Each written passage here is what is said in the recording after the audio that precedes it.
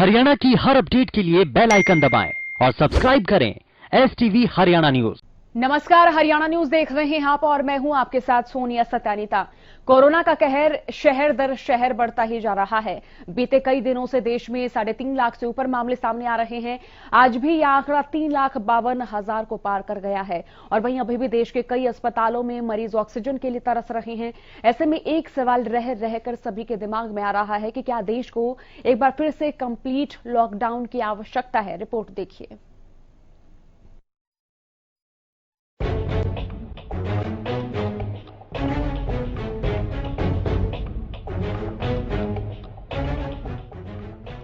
देश में कोरोना की दूसरी लहर दिन ब दिन खतरनाक होती जा रही है।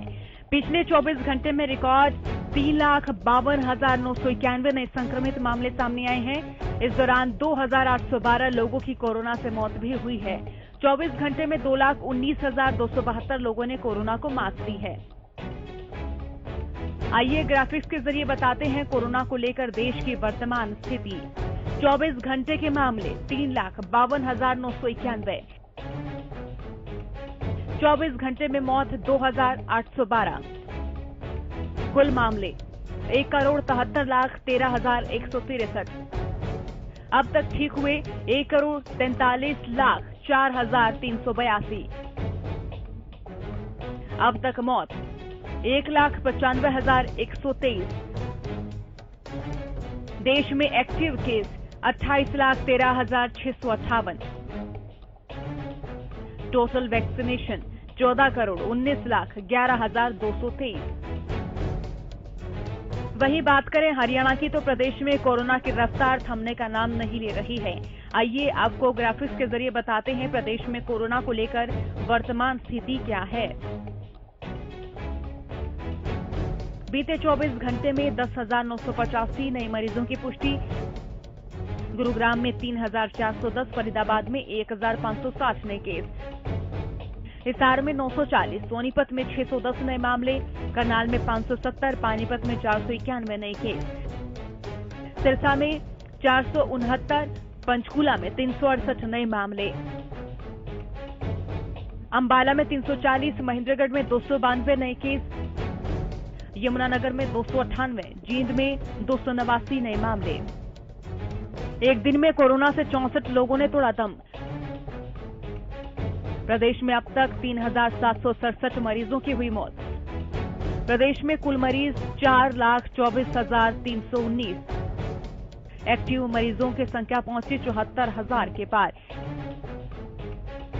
एक दिन में 6,057 मरीजों ने कोरोना को दी मात। अब तक 3,46,000 से ज्यादा मरीज ठीक। उधर कोरोना के इंतजामों को देखते हुए प्रशासन भी मुस्तैद नजर आ रहा है। प्रदेश में शाम 6 बजे के बाद प्रशासन अलर्ट होकर दुकानें बंद कराता दिखाई दे रहा है। हिसार में कोरोना के संकट को लेकर उपायुक्त ने बताया कि जिले में अभी हालत नियंत्रण में है। इसके अलावा सतर्कता और सावधानी को कोरोना लड़ाई में सबसे अहम बताते हुए उन्होंने कहा कि सभी लोगों को नियमों का पालन करना चाहिए। कोरोना से निपटने के लिए देश और प्रदेश में स्वास्थ्य विभाग द्वारा कई कार्यक्रम चलाए जा रहे हैं और लोगों को जागरूक किया जा रहा है। कई प्रदेशों में वीकेंड लॉकडाउन लगा है तो कई जगहों पर नाइट कर्फ्यू जारी है। इसी को लेकर दिल्ली ने अपने लॉकडाउन के समय को और 1 हफ्ते के लिए बढ़ा दिया है। ऐसे में विशेषज्ञों का यही अंदाजा है कि लॉकडाउन ही कोरोना के ताबूत में आखिरी कील साबित होगा। Bureau report, Haryana news.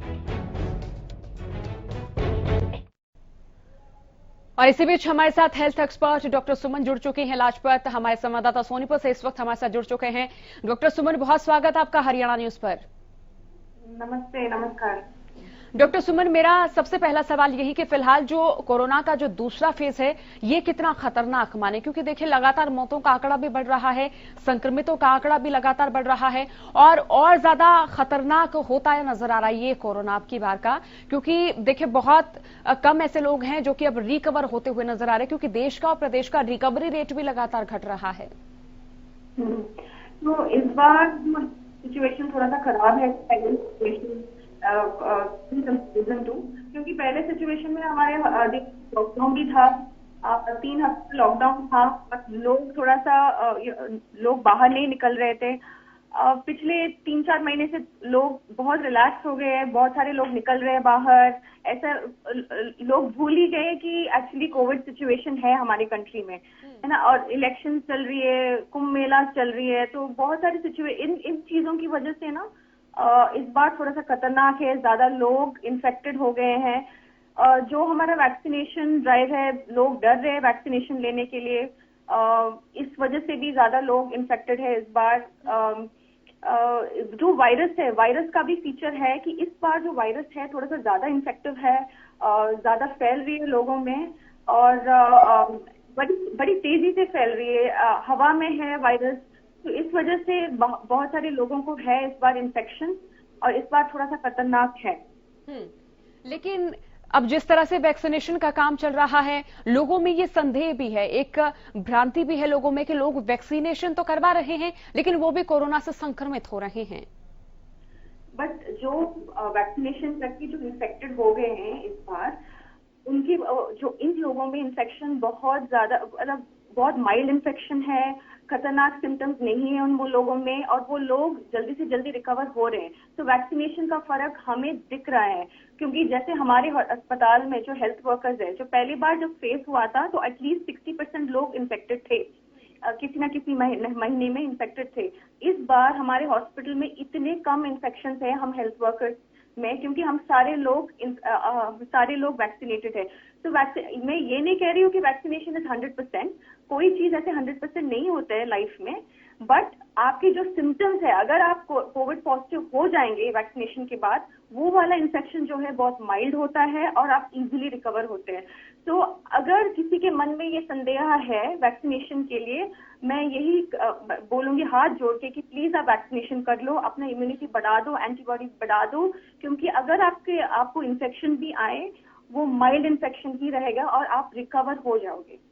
Doctor सुमन, आप जुड़ी रहिएगा। इसी बीच शुरू कर लेते हैं सोनीपत की ओर। संवाददाता लाजपत लगातार हमारे साथ लाइव जुड़े हुए हैं।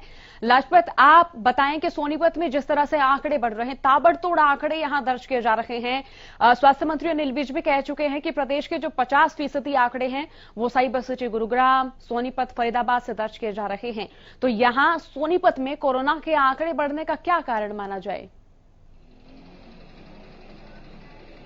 ये देखिए सोनिया, इस वक्त हम एक बैंक के सामने है, निजी बैंक है। आपको लाइव तस्वीरें दिखाई दे रही है कि ये भीड़ कैसे एक दूसरे पर चढ़ी हुई है। कि भीड़ देखिए, सोशल डिस्टेंसिंग ये बैंक अपने आप में बयान करता है। ये बुजुर्ग जो लोग हैं, जिनकी पेंशन आती है, वो लोग हैं कुछ जो जी। लगातार सोनीपत में आंकड़े जो बढ़ रहे हैं, ये कारण आपको दिखाई दे रहा है। ये जो जनता है, ये कहीं ना कहीं लापरवाह है। आपको दिखाई दे रहा है कि कैसे जो भीड़ है, और बैंक के सामने भीड़ है, लगातार बुजुर्ग व्यक्ति हैं। आप अंदाजा लगा सकते हैं कि इससे अगर बीमारी फैलेगी, किसी न किसी व्यक्ति को कोई कोरोना होगा, तो आप अंदाजा लगा सकते हैं बीमारी कैसे फैलेगी। बातचीत कर लेते हैं बुजुर्ग महिला से। आप किस लिए आए हो बैंक में? जी, पेंशन लेने। चलिए, इसी बीच लाजपत, बहुत शुक्रिया। अपडेट के लिए रुक कर लेते हैं हिसार जिले की रुकलाना क्षेत्र से। हमारे संवाददाता अनूप कुंडू इस वक्त हमारे साथ जुड़ चुके हैं। अनूप, देखिए, हिसार से भी ताबड़तोड़ आंकड़े दर्ज किए जा रहे हैं, और यहां बढ़ते आंकड़ों का क्या कारण माना जाए आपके क्षेत्र में? देखिए सोनिया जी, हिसार ही नहीं, पूरे देश में आंकड़े बढ़ रहे हैं, और हर जगह एक ही सबसे बड़ा जो कारण निकल कर आ रहा है वो है लोगों की लापरवाही। लापरवाही की वजह ही लोग सोशल डिस्टेंसिंग का पालन नहीं कर रहे, मास्क नहीं लगा रहे हैं, और जो लोग संक्रमित हो रहे हैं वो भी कहीं न कहीं इस आज तक भी ये माना जा रहा है कि कोरोना जैसी कोई बीमारी नहीं है। तो ये एक लोगों के अंदर जो गलत धारणा बनी है, ये सबसे बड़ा कारण है जिसकी वजह से इतने ज्यादा संक्रमण के केस सामने आ रहे हैं। हिसार की बात करें तो हिसार का आंकड़ा 1000 को छूने को है, जो अपने आप में एक भयावह सामने लाने वाला आंकड़ा है। हालांकि प्रशासन की ओर से काफी सारे इंतजाम किए जा रहे हैं, बेडों की संख्या बढ़ाई जा रही है, दवाइयों का इंतजाम किया जा रहा है, वैक्सीन लगाए जा रहे हैं, और लेकिन फिर भी उसके बावजूद भी आंकड़े थमने का नाम नहीं ले रहे, जिसकी वजह लोगों की लापरवाही ही है। जी अनूप, यहाँ जिस तरह से शहर में आंकड़े बढ़ रहे हैं, और अगर बात हिसार की ही करें तो ये जो शहर है, ये गांव का शहर है। जो गांव के व्यापारी हैं उनका काम भी शहर पर निर्भर है, छोटे या बड़े दुकानदार हैं उनका काम भी शहर पर निर्भर है, जो किसान हैं उनका काम भी शहर पर निर्भर है। तो जिस तरह से यहाँ शहर में आंकड़े बढ़ रहे हैं, क्या उसका सीधा असर ग्रामीण क्षेत्रों पर भी पड़ रहा है?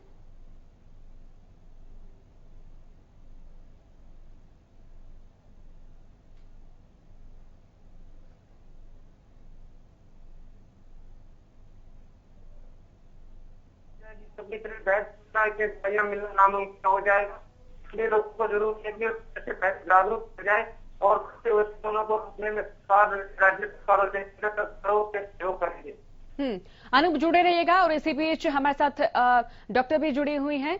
डॉक्टर सुमन, मेरा सवाल आपसे यह है कि जिस तरह से शहरों में आंकड़े बढ़ रहे हैं तो शहरों का सीधे सीधे प्रभाव ग्रामीण क्षेत्रों पर भी पड़ रहा है, तो फिलहाल इस तस्वीर को आप किस तरह से देखती हैं? कितना भयावह है, कितना चुनौतीपूर्ण मानी से सरकार के लिए भी, प्रशासन के लिए भी और खास तौर पर लोगों के लिए भी? अभी जो सिचुएशन तो खराब है, बेड मिलना बहुत मुश्किल है, बट सारे यहाँ के सारे हॉस्पिटल्स ने अपने बेड्स बढ़ा दिया है। हम जैसे डॉक्टर्स हम बहुत टेलीकंसल्ट भी कर रहे हैं लोगों को हेल्प करने के लिए। 90% ऑफ द टाइम ये इन्फेक्शन जो है ये माइल्ड इन्फेक्शन है जो घर पे हम ट्रीटमेंट दे सकते हैं, एंड 10% लोगों में ऐसा है कि हमें हॉस्पिटलाइजेशन की जरूरत है। तो सिचुएशन खराब हो रही है, पैनिक बहुत ज्यादा है लोगों में। ऑक्सीजन की इतनी मतलब मारामारी हो रही है, एवरीबडी इज पैनिकिंग कि हमें हॉस्पिटल दौड़ना है। हर चीज के लिए हॉस्पिटल दौड़ने की जरूरत नहीं है। आप अपने डॉक्टर के टच में रहिएगा, टेलीकंसल्ट ले लीजिए। हॉस्पिटल तभी आना है जब आपकी सिम्टम्स सिवियर हो जाते हैं, ऑक्सीजन लेवल आपकी बॉडी में कम होती है, तब आपको हॉस्पिटल आना है। देखिए डॉक्टर सुमन, अभी मौसम में परिवर्तन हो रहा है तो जाहिर सी बात है कि बहुत सारे लोगों को जुकाम भी होगा, बुखार भी होगा, तो ऐसे में कोरोना के लक्षण किस तरह से पहचाने जाएं, और अगर कोरोना के लक्षण नजर भी आए तो शुरुआती दौर में क्या क्या एहतियात बरतनी चाहिए?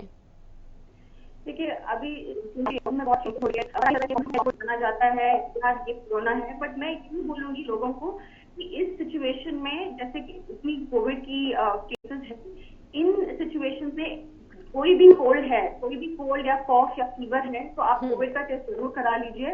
अगर कोविड नेगेटिव है तो उसके लिए ट्रीटमेंट अलग है।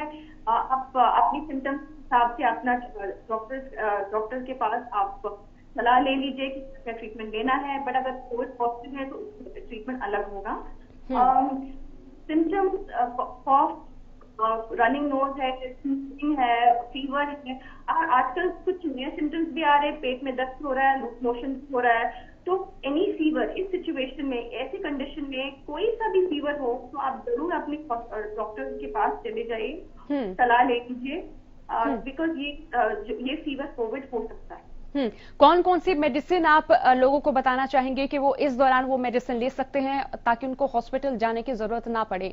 और जाहिर सी बात अगर कोई भी हॉस्पिटल जा रहा है तो बहुत ज्यादा पैनिक भी हो रहा है और ज्यादा डर भी महसूस कर रहा है। तो अगर आप पहले अगर आपको फीवर है, कॉफ है, तो आप कोविड टेस्ट जरूर करा लीजिए। अगर कोविड पॉजिटिव है तो पहले आप अपना पल्स और ऑक्सीजन लेवल आप जरूर मेजर कर लीजिए। आप छोटा सा डिवाइस आता है, उसको बोलते हैं पल्स ऑक्सीमीटर, आपको कहीं किसी भी केमिस्ट शॉप में मिल जाएगा, आप अपने पास वो रख लीजिए, मेजर कर लीजिए अपना ऑक्सीजन लेवल। अगर आपके ऑक्सीजन लेवल 95 से ऊपर है तो आपको माइल्ड इन्फेक्शन हो रहा है। अगर आपको ब्रीदिंग डिफिकल्टी नहीं है तो आपका इन्फेक्शन माइल्ड है, तो आप घर पे रखना है।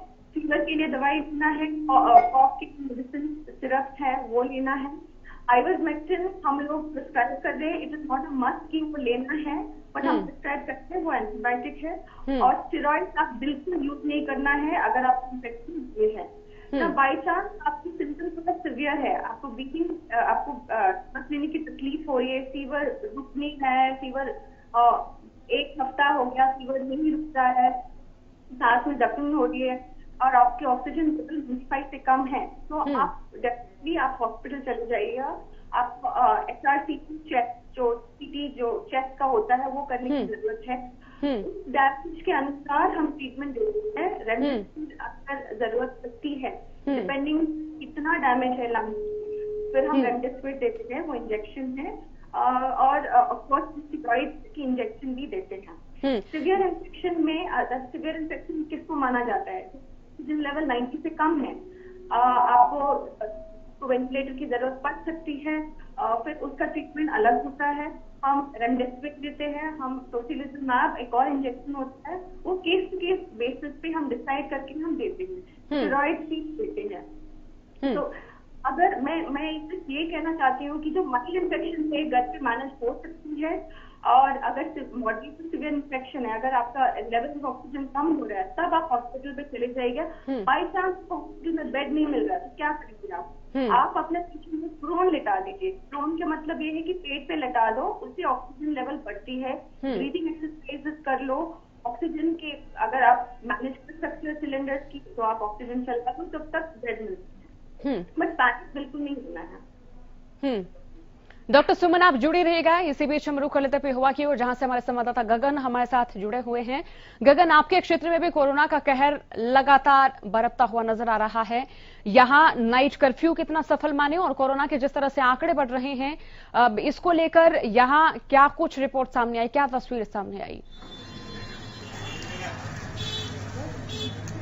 देखिए सोनिया, जिस हिसाब से नाइट कर्फ्यू स्टार्ट होता है 6 बजे से, मुझे देखा जाए तो सभी दुकानें और जो मार्केट है और सभी दुकानें सभी पूर्ण रूप से बंद करवा दिए जाते हैं। और बात की जाए तो कोरोना को लेकर तो आज 15 दिन के अंदर देखा जाए तो 3 कोरोना पॉजिटिव आने से लोगों की मृत्यु हो चुकी है। तो लोगों में अब डर भी देखने को मिल रहा है कि कहीं अगर जो इसी हिसाब से लगातार कोरोना केसेस बढ़ते रहे, अगर जो नाइट कर्फ्यू लगातार बढ़ता रहा तो लोगों को अब इस बात का डर है कि अगर जो लॉकडाउन पूर्ण रूप से लॉकडाउन लग जाता है तो क्या होगा। यहां जिस तरह से आंकड़े बढ़ रहे हैं उसको देखते हुए क्या प्रशासन पूरी तरह से मुस्तैद है? क्योंकि देखिए आंकड़े बढ़ रहे हैं, अस्पतालों में मरीजों की संख्या भी बढ़ रही है, तो क्या उस हिसाब से प्रशासन मुस्तैद, स्वास्थ्य सुविधाएं यहां ठीक हैं?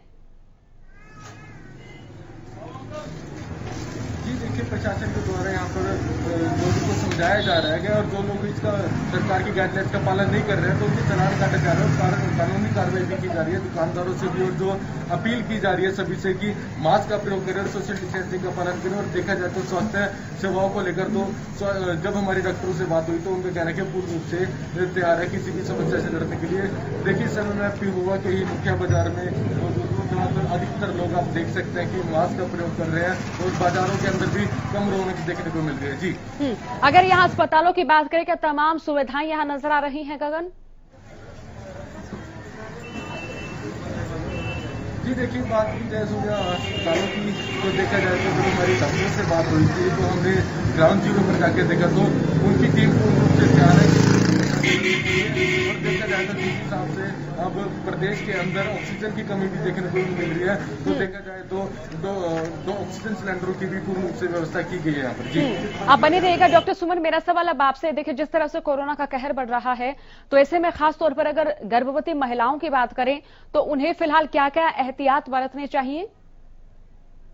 देखिए, अभी जो है वैक्सीनेशन के लिए तो इट्स नॉट वेरी क्लियर कि क्या गाइडलाइंस है लेडीज के लिए। कुछ कह रहे हैं कि सेफ है, कुछ कह रहे हैं कि नहीं सेफ नहीं है, तो उसके लिए हमें वेट करना पड़ेगा। बट मैं प्रेग्नेंट लेडी गर्भवती लोगों को भी बोलूंगी कि आप घर पे ही रहो, बाहर मत जाना।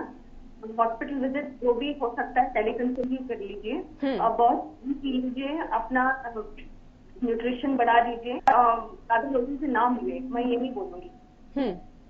और इसी के साथ जिस तरह से अब आंकड़े बढ़ रहे हैं डॉक्टर सुमन, तो इसको लेकर आपको लग रहा है कि वैक्सीनेशन जो है वो कारगर है? फिलहाल वैक्सीनेशन से ही ये इन्फेक्शन कम हो जाएगा। वैक्सीनेशन से ही ये सिवियरिटी जो है, जो सिवियर इन्फेक्शन हो रहे हैं वो कम हो जाएगा।